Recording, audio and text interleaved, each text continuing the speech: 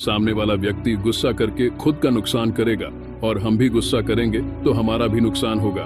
गुस्सा एक ऐसी बुराई है जिसकी वजह से हमारी सोचने समझने की शक्ति खत्म हो जाती है, इसलिए इस बुराई से बचना चाहिए। जब एक ही समय पर दो लोग गुस्सा हो जाते हैं तो विवाद बहुत बढ़ जाता है। जब सामने वाला व्यक्ति गुस्सा करता है तो हमें शांत रहना चाहिए। ये बात हम गौतम बुद्ध के एक किस्से से समझ सकते हैं। एक व्यक्ति हर रोज गौतम बुद्ध के उपदेश सुनने आ रहा था। वह बुद्ध से इतना प्रभावित हो गया कि उसने ये तय कर लिया कि अब इनकी सेवा में ही रहना है। वह भिक्षुक बन गया।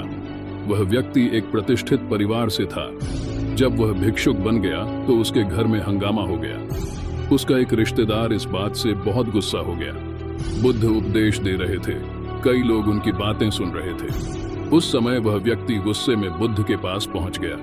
गुस्से में व्यक्ति ने चिल्लाना शुरू कर दिया और वह बुद्ध को भला बुरा कहने लगा। जो लोग बुद्ध के उपदेश सुनने के लिए बैठे हुए थे वे बेचैन हो गए। गुस्से में वह व्यक्ति बुद्ध को गालियां भी दे रहा था। गाली देने वाला व्यक्ति थोड़ी देर बाद थक गया। तब बुद्ध ने उससे पूछा कि आपको जो कहना था वह आप कह चुके?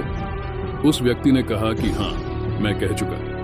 बुद्ध बोले कि जब आपके घर कोई मेहमान आता है तो आप क्या करते हैं? उस व्यक्ति ने कहा कि हम मेहमान का स्वागत करते हैं। कोई नादान ही होगा जो अतिथि का सत्कार नहीं करेगा। बुद्ध ने फिर पूछा कि आपके घर जो व्यक्ति आता है आप उसे कोई भेंट देते हैं, और अगर उसने स्वीकार नहीं की तो वह चीज कहाँ जाएगी? व्यक्ति ने कहा कि वह चीज हमारे पास ही रह जाएगी। बुद्ध बोले कि आप मेरे अतिथि हैं। आपने मुझे जो सौंपा है वह मैंने स्वीकार ही नहीं किया है।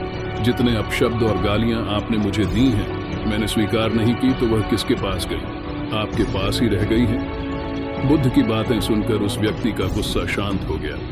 गौतम बुद्ध की सीख, अगर कोई व्यक्ति हमारा अपमान करता है, अपशब्द कहता है तो हमें शांत रहना चाहिए। ऐसी बातें स्वीकार ही नहीं करनी चाहिए, क्योंकि अगर हम ऐसी बातें स्वीकार करेंगे तो हमें भी गुस्सा आएगा। सामने वाला व्यक्ति गुस्सा करके खुद का नुकसान कर लेता है, हम भी गुस्सा करेंगे तो हमारा भी नुकसान हो जाएगा। इसलिए हमें गुस्सा को काबू रखना चाहिए और दूसरों के गुस्से का सामना शांति से करना चाहिए।